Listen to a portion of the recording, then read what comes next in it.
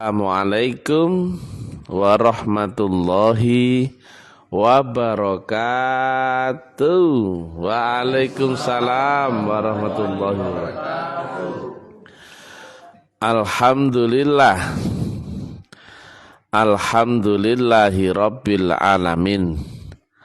Wassalatu wassalamu ala asrofil anbiya'i wal mursalin Sayyidina wa maulana Muhammadin wa ala alihi wa sahbihi ajmain. Ketemu lagi dengan Mr. TM dengan uraian-uraian ilmiah tinggi tentang metodologi, metafisika, tasawuf, eksakta ilmiah.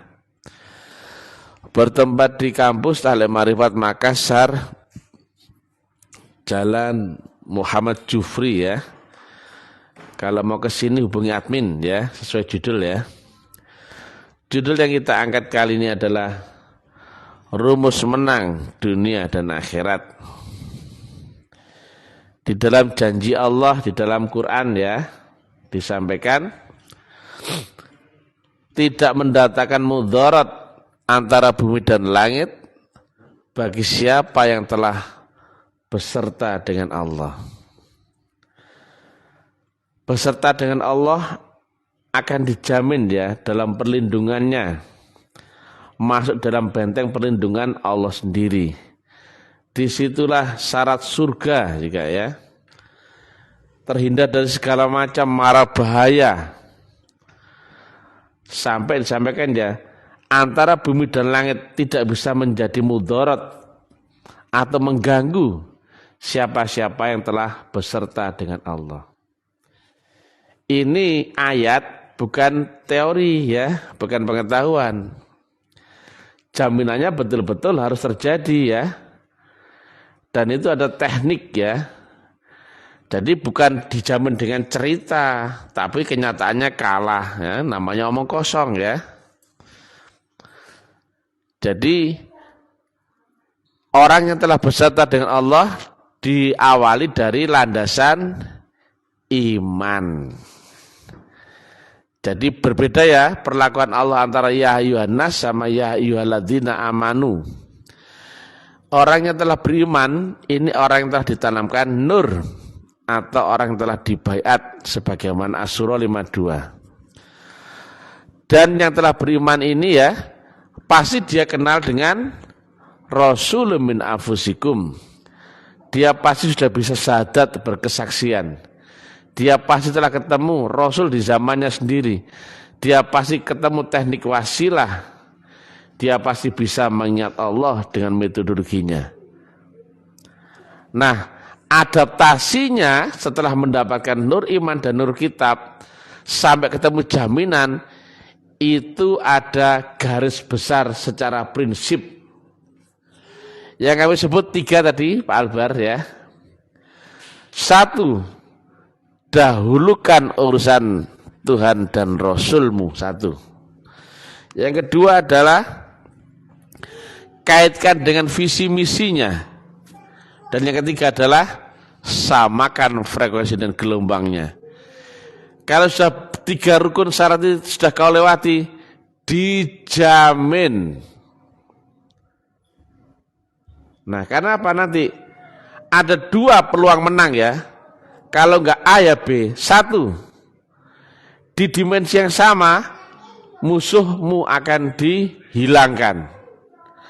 Ya, di dimensi yang sama ya. Atau jika musuhmu enggak bisa kau kalahkan, kau dinaik dimensikan. Nah, menang dari jalan dinaik dimensikan. Dari dimensi yang lebih tinggi, kau pasti akan menang melawan dimensi di bawahmu. Makanya jangan berhenti berjuang. Kenapa? Enggak ada kamu kalah dan gagal ya tadi ya. Dua-duanya wajib menang.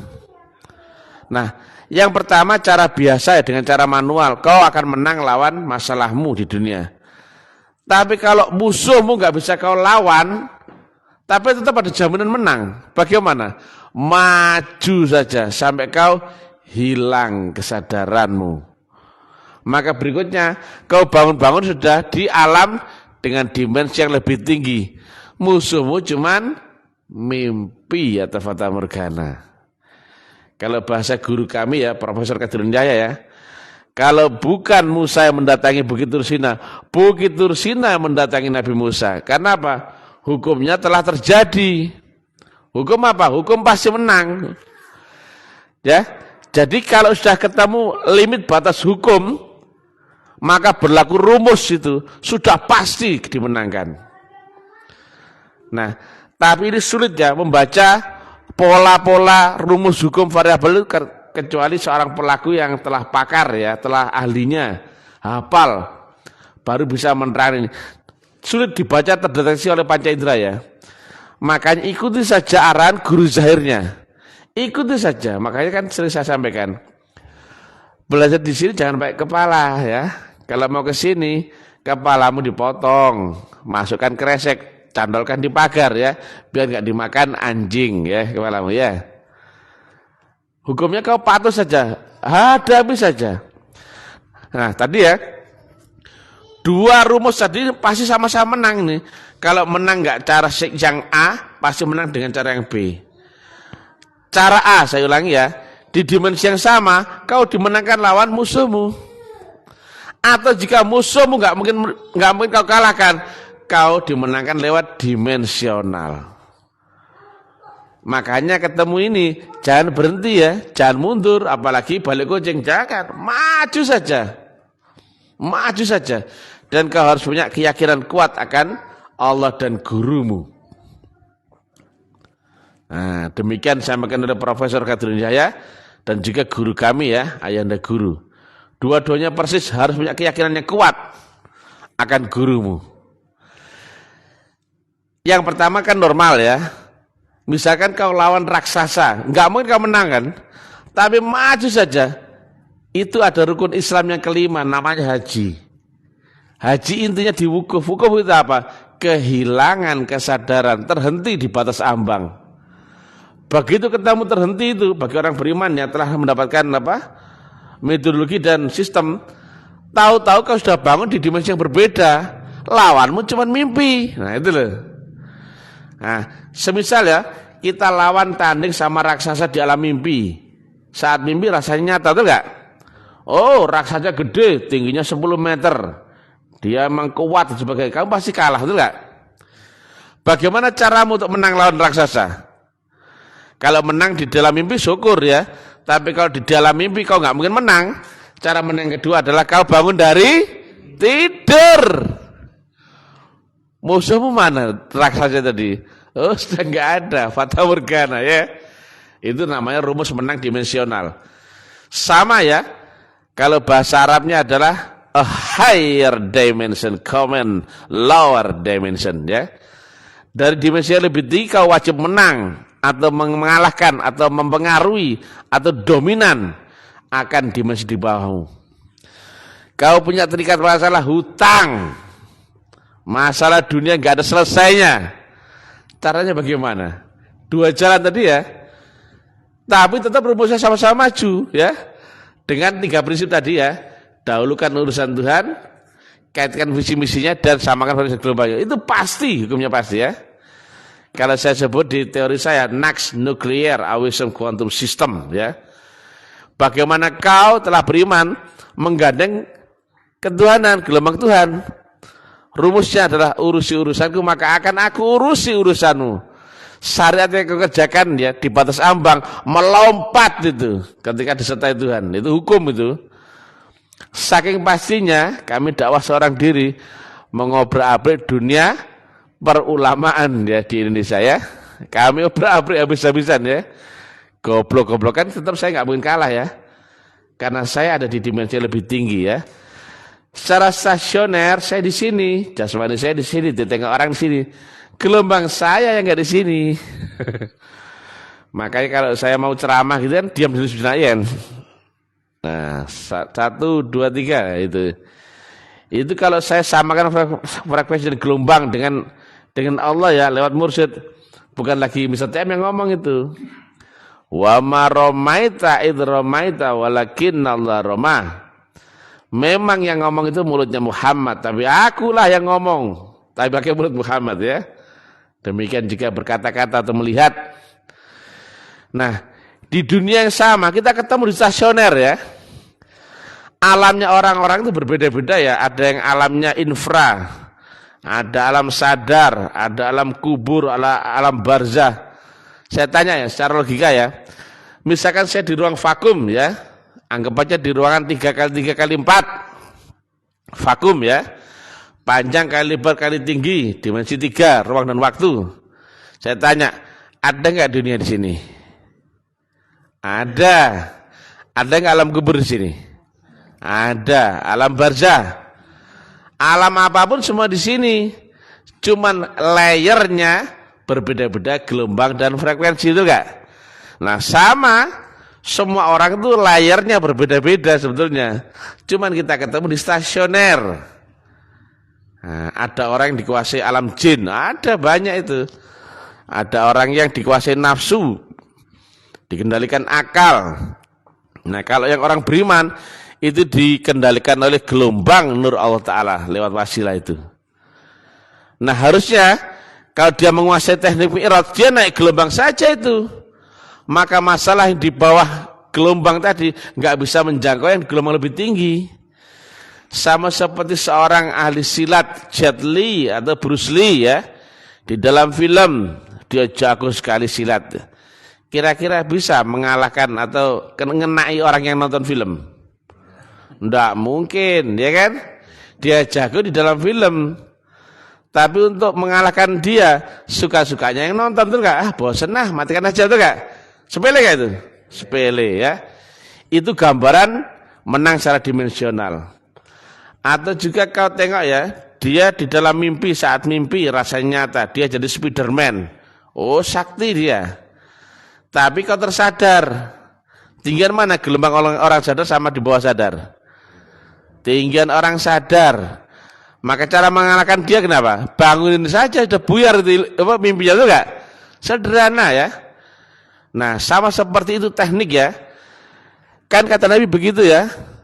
Begitu kau mati, kau masuk alam kenyataan lebih tinggi di dunia, dan dunia selama ini kau anggap kenyataan sebatas menjadi mimpi atau fata morgana. Naik dimensi aja itu. Itu makanya teknologi mi'raj sekarang enggak nguasai, enggak bisa menang. Jadi dimensinya yang melambung tinggi ya, jasmaninya di sini, gelombang dan frekuensi yang meninggi itu wajib menang itu. Nah, di alam dunia saya ini dibombardir metafisik dari mana-mana, dukun nyerang, ahli hikmah nyerang, betul nggak? Ahli tarekat nyerang, ahli-ahli yang nyinyir ya nyerang semua. Cuman kira-kira bisa nggak pakai ketepel nembak bulan? Enggak menjangkau, betul kan? Betul enggak?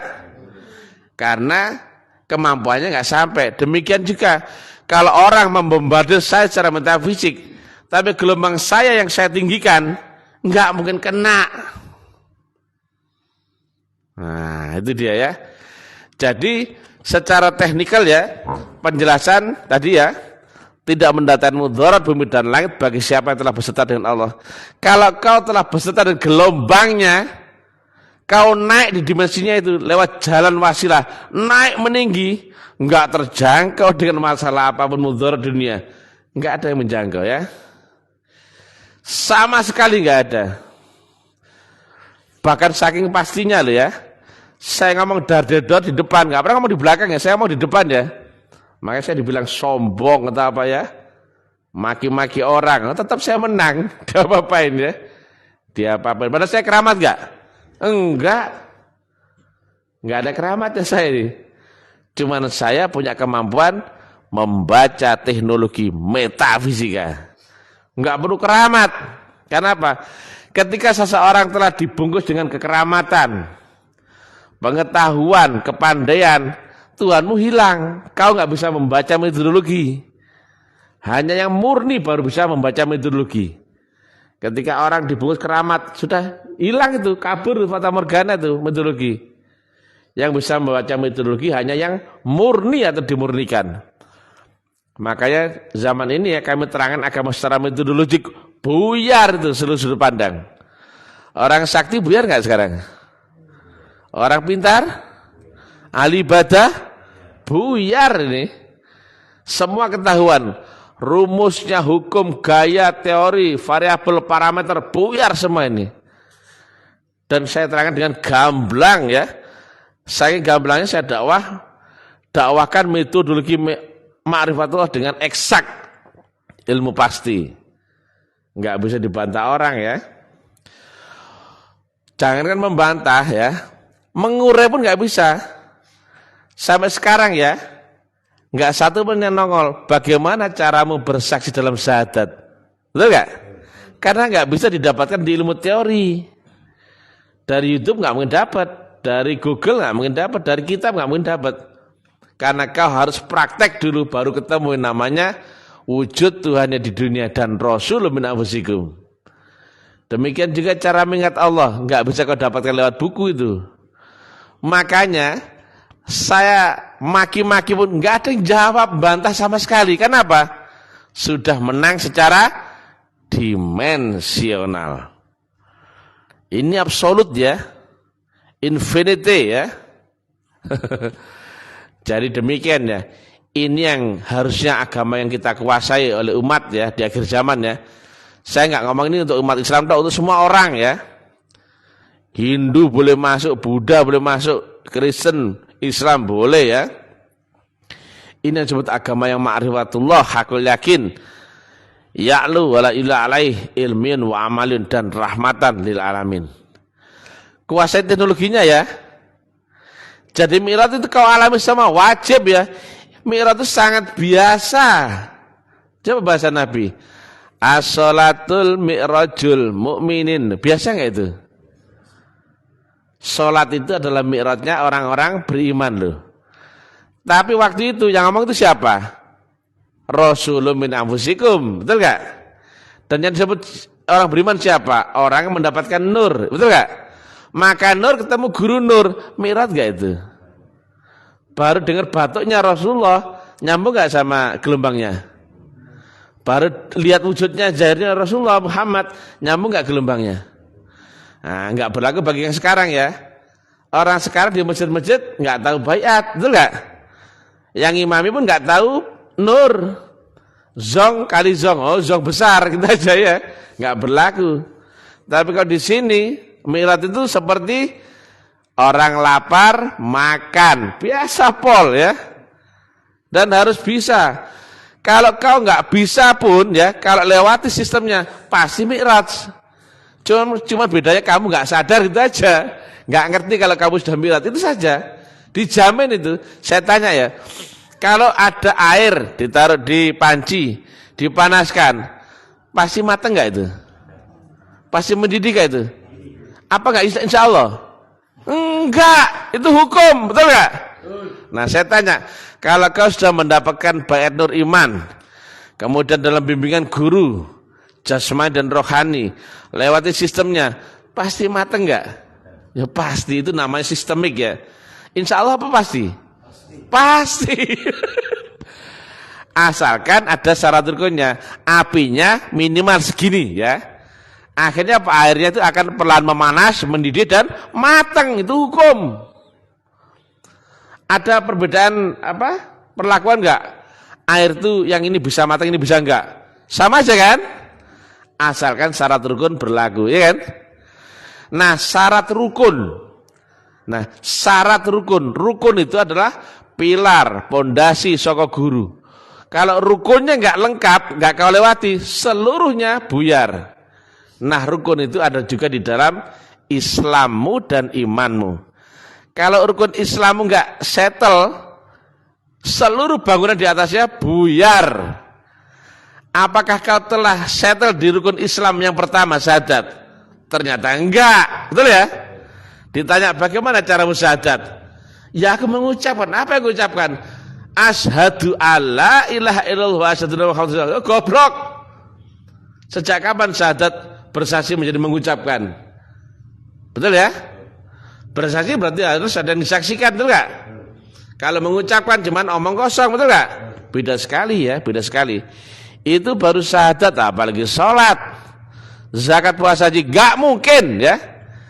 Maka saya taek-taek ulama dunia nggak akan bisa bantah. Telak ya. Saya live di publik ya, di medsos, YouTube, WA atau Facebook nggak ada bisa bantah. Mereka kalah dimensi kalau membahas tentang agama dengan Ustaz TM ya. Demikian juga rukun iman. Kalau kau nggak ketemu rukun imannya, rukunnya buyar imanmu. Nah, sering kami sampaikan ya, rukun Islam adalah beserta gurumu mengantarkanmu sampai Allah Ta'ala. Tapi rukun iman beserta Allah Ta'ala menerangkan seluruh sebab kejadianmu. Selesai. Wal awalu wal akhiru, zahir dan batin, awal dan akhir ya, semuanya clear. Nah itu dia, jelas. Karena kitabnya kalau di perjalanan dan praktek, bukan membaca. Akal sampai kapanpun nggak bisa menembus akhirat. Walaupun kau ngakunya bisa ngerogoh sukmo, taek. Itu cuma pengalaman di sini-sini saja, nggak pernah nyebrang ke akhirat, nggak. Orang yang bisa nyebrang ke akhirat adalah yang telah dibangkitkan rohnya. Nah, kalau ngerogoh sukmo ya di sini-sini aja, nggak bisa nembus akhirat. Makanya dia akan ketemu fenomena khayalita. Yang terbang ke langit, yang ketemu ini, bohong itu. Kalau mirat yang asli, kau hanya ketemu gelombang dan frekuensi yang lebih tinggi, itu tok. Set naik gelombang ya.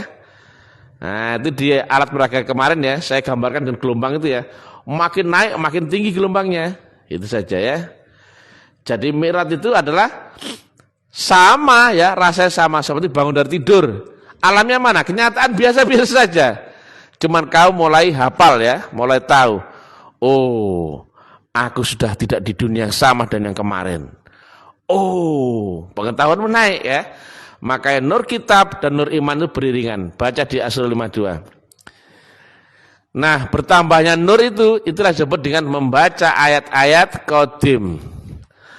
Nah, Quran qadim itu ditanamkan di dalam dada manusia lewat baiat nur. Logikanya, baca dia di dalam mushaf ya, seluruh yang menyebutkan Quran itu di dalam dada, betul enggak? Iman pun di dalam dada, betul enggak? Nah, kira-kira yang di dalam dada bisa kau baca dengan panca indera? Tulisannya ada enggak? Enggak ada ya.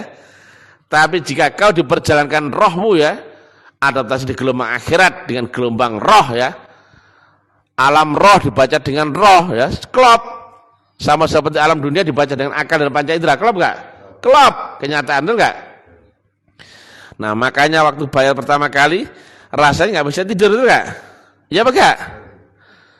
Jasmanimu ngorok-ngorok kan aneh. Akalmu sudah lumpuh, tapi yang sadar itu bukan akal lagi tapi roh. Tapi rasanya kan sama tuh enggak? Sama-sama kenyataan, ya kan? Orang ahli dunia nggak bisa membayangkan, menggambarkan akhirat, nggak mungkin ya. Alam infinity, alam daim, kodim ya. Alam yang tidak terikat ruang dan waktu, tidak ada jenis kelamin, rupa, huruf atau wujud. Tidak ada dunia itu enggak. Tapi kalau kau memasukinya, memasuki akhirat dengan alat baca gelombang, loh kok nyata, betul enggak? Bahkan saking nyatanya kau rasanya enggak pernah berubah, betul enggak?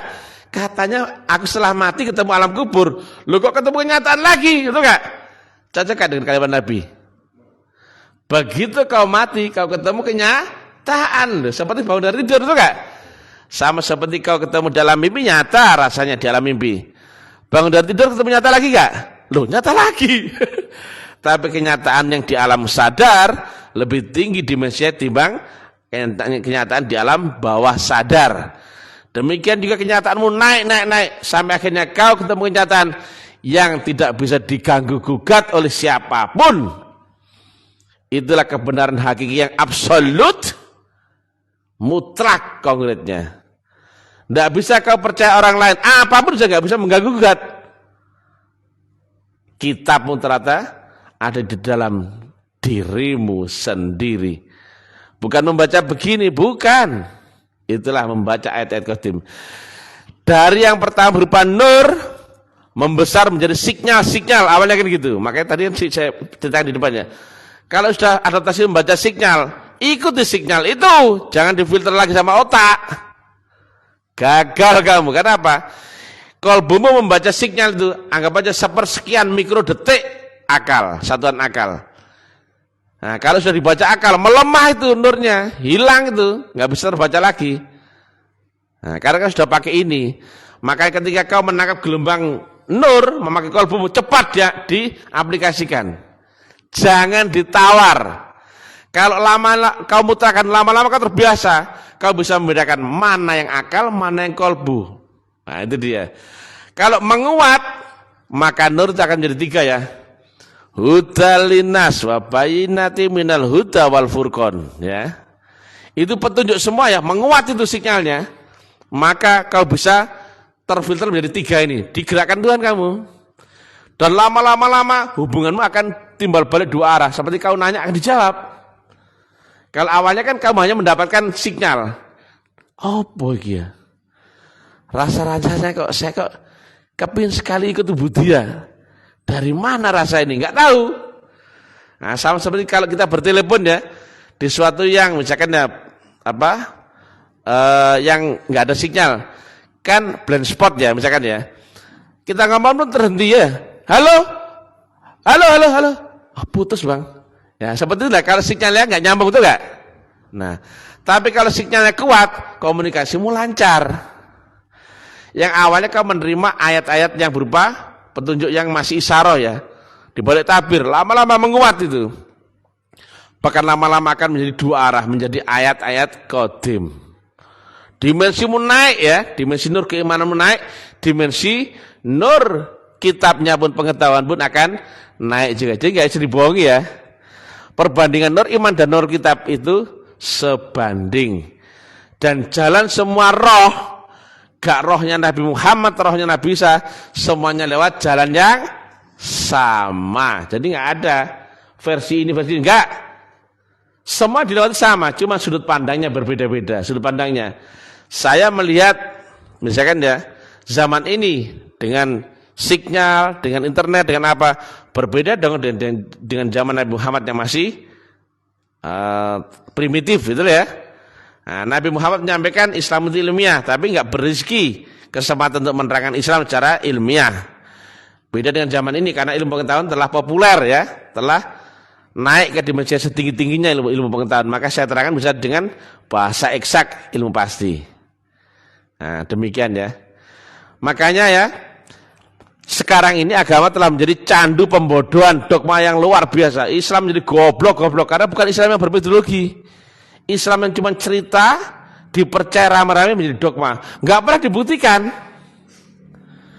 Cerita akhirat ditanya, kapan akhirat itu kamu bisa buktikan? Enggak tahu itu nanti loh. Sholat yang enggak tahu, sholat khusyuk enggak tahu. Mirat yang enggak tahu, semua enggak tahu. Cuma diyakini. Goblok-goblok gitu ya. Jadi akhirnya apa? Agama menjadi candu pembodohan itu. Jadi kita terjebak di jebakan dogma ya. Oleh orang Arab dan jebakan budaya oleh orang Barat. Nah kita jadi kelinci ya, digoblok-goblokin orang. Layaknya sudah maju teknologinya, kita masih debat membahas benar dan salah. Tahlilan itu boleh apa enggak, ya kan? Doa sholat itu keras apa enggak? Itu saja enggak ada habisnya. Aduh. Kalau ada orang debat dua-duanya goblok, berarti dua-duanya masih asumsi kan? Kalau saya praktek ini ya, saya minum. Oh air putih. Kok ada orang debat, itu Sprite.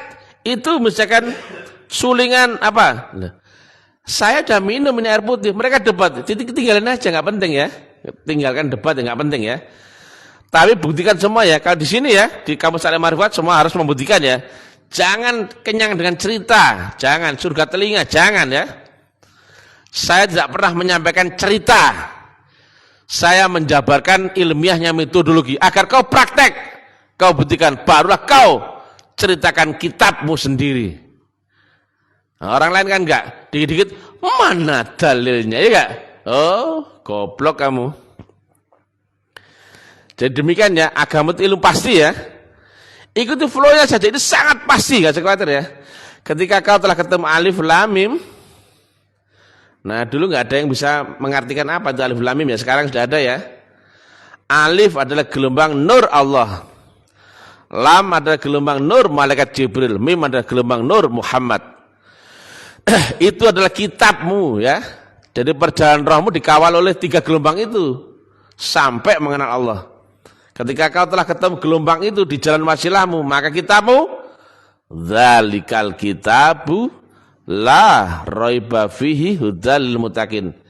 Terang benderang, petunjuk yang nyata bagi orang-orang yang telah beserta berkekalan dengan Allah. Gak ada tolak bandingnya, gak ada keraguan, dijamin semuanya mutlak. Itulah orang-orang yang la'allakum tuflihun ya. Kemenangan yang nyata yang kau alami dunia dan akhirat. Semuanya clear ya. Jadi jangan menang, oh itu dimenangkan. Tanyakan dong, bagaimana caranya menang? Nah itu loh. Itu kalau beserta Allah pasti menang. Bagaimana cara beserta dengan Allah? Gitu loh. Yang kritis. Dikasih cerita dongeng sudah senang. Wah kita agama Islam dijamin ya masuk surga. Belum pernah kalau masuk surga sudah senang. Goblok namanya ya. Aduh ya.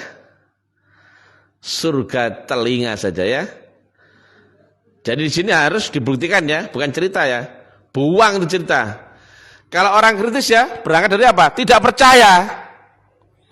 Orang kritis dikasih teori, haram dipercaya. Tapi buktikan dulu, baru kau ambil kesimpulan, ini benar apa enggak. Itu orang kritis ya. Ilmiah wajib kritis ya. Kalau ilmiah langsung percaya, bego namanya, enggak ilmiah ya. Kamu ya jangan percaya omongan Mr. TM, tapi buktikan. Kalau omongan Mr. TM enggak bisa dibuktikan, loh, tendang saja Mr. TM ya. Nah, ini dia ya. Omongannya Mr. TM enggak enak. Dar-dedor, sat-set, masih, tapi enggak bisa dibantah orang ya. Demikian yang bisa kami sampaikan ya. Ini sebuah metodologi yang pasti ya. Teori yang ilmiah, metodologi yang waris dan sistem mutlak, apalagi flow-nya ya. Outputnya apa? Pasti ujungnya adalah ma'rifatullah. Pasti apa insyaallah? Pasti. Kalau air dipanaskan melewati syarat rukun matang, itu pasti apa insyaallah? Pasti. Bahan baku lewat reaktor, lewat syarat rukun jadi itu pasti apa insyaallah? Pasti. Manusia yang mendapatkan syarat rukun ya, nur kitab dan nur iman dan dijelaskan caranya, kemudian lewat sistemnya, maka dia pasti akan menjadi manusia yang menang dunia dan akhirat. Manusia yang ma'rifatullah pasti apa insyaallah? Pasti. Dzalikal kitabu la raiba fihi hudal muttaqin. Kalau kau belum ketemu agama yang sangat pasti, sangat konkret, satu mutlak, berarti yang salah agamanya atau kamunya, betul enggak? Berarti agamamu masih palsu atau kamunya yang kurang beradaptasi. Yang sini jelas kan? Tuhannya jelas enggak? Rasulnya jelas enggak? Wasilah jelas enggak? Akhirat nyata enggak? Siratal mustaqim kau alami enggak? Teknik mi'raj kau alami enggak? Apalagi yang dicari, betul kan? Tepuk tangan. Jadi Mr. TM ya, pantangan cinta khayalan ya. Kami hanya menerangkan metodologi sat-set, taktis, praktis dan aplikatif ya. Kalau cuma cerita, wah, anak kecil pun bisa ya, cuma baca dari Google cerita dia. Tapi gila ditanya bagaimana cara prakteknya, lari dia ya. Itulah Islam sekarang cuma Islam sontoloyo ya, Islam goblok-goblok ya. Karena mereka tidak lewat metodologi. Enggak ketemu Rasul, enggak ketemu kitab qadim dan tidak ketemu metodologi. Padahal ini syarat mutlak ya. Agama samawi pasti lewat ini, Rasul, kitab dan metodologi.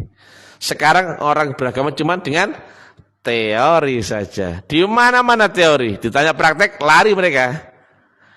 Masya Allah, kita salat harus mengingat Allah. Ditanya, salat bisa mengingat Allah? Iya, harus ingat Allah. Apa yang Allah enggak ingat? Buyar sudah ya. Seperti apa Allah itu? Sudah buyar dia, itu enggak? Kita clear ya? Ini wajah itu wajah clear. Demikian yang bisa kami sampaikan, mudah-mudahan manfaat ya. Makassar terus berkembang ya. Besarkan ini supaya dunia terkoreksi besar-besaran. Kita tarikatisasi, kita rasulisasi, dan kita metodologisasi. Ya, itu aja. Supaya agama kembali kepada pokok poros pangkalnya sebagaimana ajaran Rasulullah Muhammad sallallahu alaihi wasallam. Demikian juga disampaikan oleh Rasul Isa, Rasul Musa dan seluruh Rasul-Rasul Allah ya. Alhamdulillahirabbil alamin. Ilahi anta maksudi waridhaka madlubi. Puji Tuhan. Haleluya. Suksma. Wassalamualaikum warahmatullahi wabarakatuh. Tepuk tangan.